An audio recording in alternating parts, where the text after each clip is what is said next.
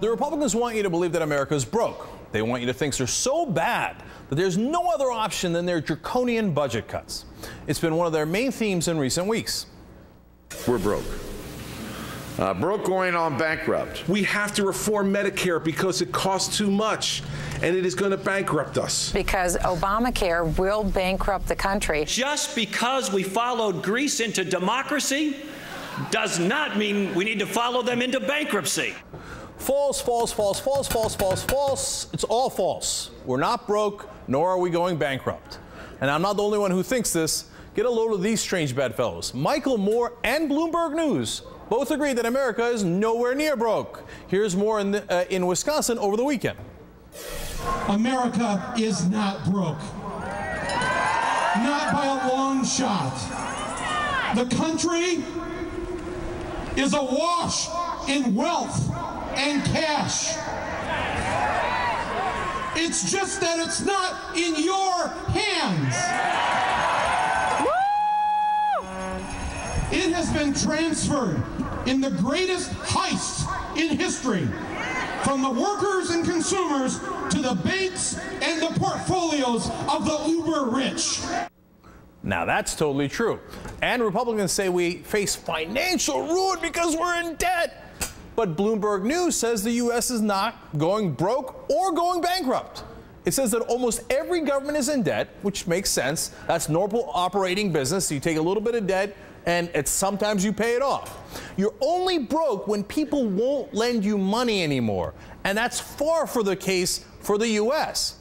Other countries are loaning the U.S. money at historically low interest rates. The real problem is that our tax rates are badly skewed. If we ask the very wealthy to share the pain of these economic times, then we could balance the budget as we did during the Clinton years. Now, everybody knows this. The whole financial market knows it. Otherwise, they wouldn't lend us the money at those incredibly low rates. So you see, this isn't about whether we can pay our bills, but about how the wealthiest Americans avoid paying their share. They have bought and paid for hundreds of politicians across the country to do their bidding for them. The GOP says the only way to balance the budget is to do it off the backs of the middle class. But having done so, they present the Democrats with a great opportunity to stick up for the middle class.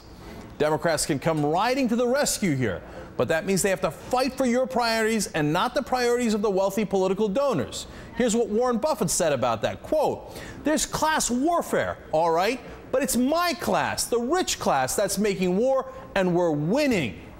Michael Moore and Warren Buffett agree. Every sensible person in the country agrees. Fighting for the middle class is the right thing to do, and it's also an obvious winning political strategy. It's easy. It's gift wrap for the Democrats. Now, the question is, will they do it? It's a good question. Joining me now is Independent Senator Bernie Sanders of Vermont and former Pennsylvania Governor and NBC News political analyst Ed Rendell to answer that question. Senator Sanders, how would the Democrats stick up for the middle class and fight back for them? Well, the issue is a pretty clear issue. What the Republicans want to do is throw hundreds of thousands of kids off Head Start. They want to substantially cut back on Pell Grants, which will impact millions of college students. They want to cut back on heating assistance programs. They want to cut back on pregnancy prevention programs, et cetera, et cetera. This is a real vicious attack, what the Republican budget in Washington is against working families and low-income people. Meanwhile, the top 1% are doing phenomenally well. Their effective tax rate at 16% is lower than at any time in recorded history. They have gotten hundreds of billions of dollars in tax breaks. In my view, instead of attacking the middle class and working families, you've got to ask the wealthy to start paying their fair share of taxes.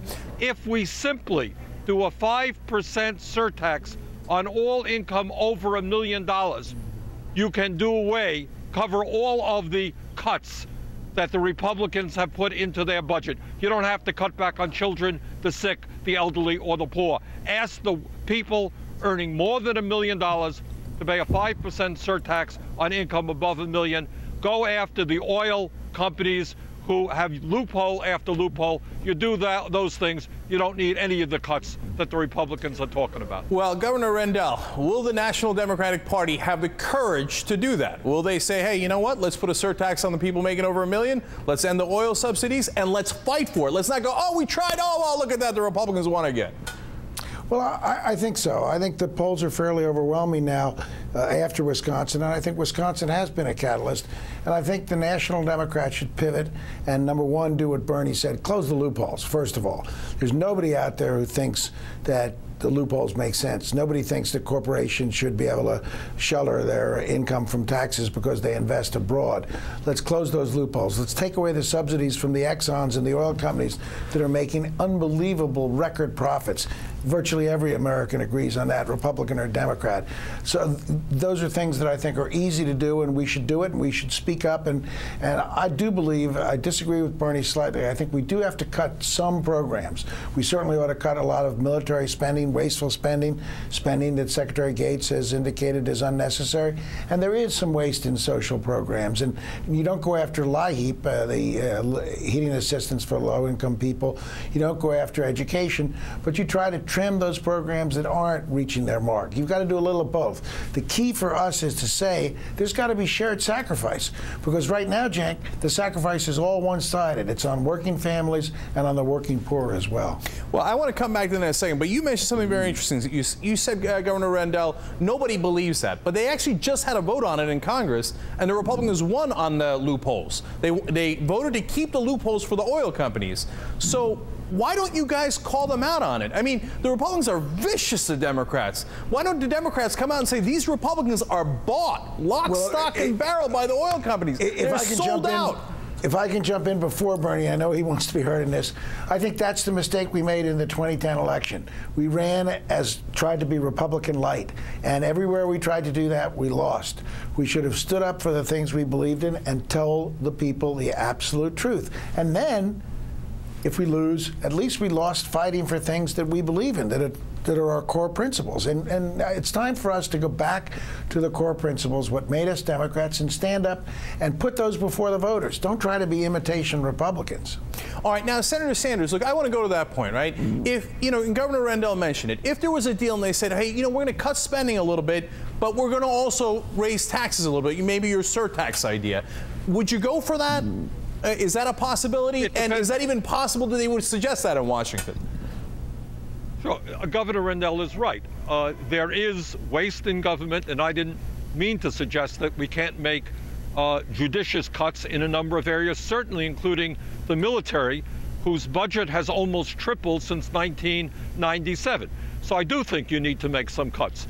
But on the other hand, when the wealthiest people are becoming wealthier, paying very low effective tax rates, have received huge amounts of tax breaks, they have got to participate in the effort to lower this deficit. It cannot simply be on the backs of the weak and the vulnerable. Well, let me stay with you, Senator Sanders. What is going wrong here in Washington? Because what we had was an immediate $800 billion tax cut. There was really almost no fight over that. They got that right away. Now, when you go to balance the budget, they say you can only do spending cuts, only spending cuts. So you've already lost, because now we're arguing, Democrats and Republicans are arguing over the size of the spending cuts. Why do the Democrats lose that framing battle every single time? I want to ask both of you. Senator Sanders, you start.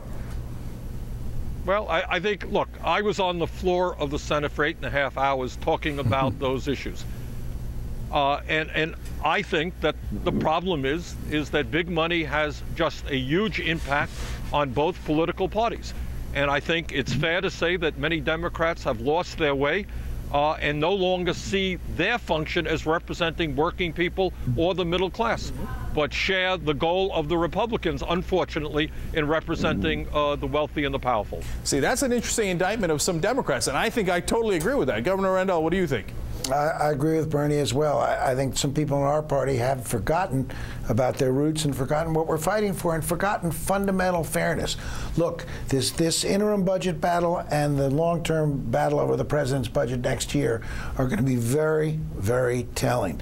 And it is my hope that every Democratic senator in the Senate, of course including independent Senator Sanders, will stand up and say, hey, Don't even talk to us about tax cuts when you're giving subsidies to the oil companies. Don't even talk to us about, spending cuts when you're not closing loopholes that are so unfair. Talk about those things, then we can maybe do this interim budget. And then next year, let's go back to taking away the Bush tax cut for the top 2% in this country, because it's fair, the people support it across the board. You know, I hope that the White House is listening to you guys. I hope that they come out and go, hey, wait a minute. Nobody likes those. They're real Americans. Governor Rendell is right. Senator Sanders is right. If we're going to do the spending cuts, you've at least got to give us back these subsidies that we're giving to the largest oil companies in the world. It's ridiculous. Ridiculous. Absolutely. The only thing that I would add to what Ed said, and I agree with everything that he said, is the Republican proposal in the midst of a horrendous recession with unemployment extraordinarily high will cut hundreds and hundreds of thousands of jobs. And you know, that's not theory. If I can jump in, Cenk, that's not theory. Remember this past month's job report, 222,000 public sector jobs created. That's great news. The net was 192,000 because we lost 30,000 public sector jobs. That is just the beginning, the tip of the iceberg of what we're going to lose when these budget cuts go through, not only in Washington, but in state capitals alike. We're going to lose hundreds of thousands of public employee jobs. All right, Senator Sanders, Governor Rendell, thank you both very much for joining us this evening. Really appreciate it. It was a great conversation.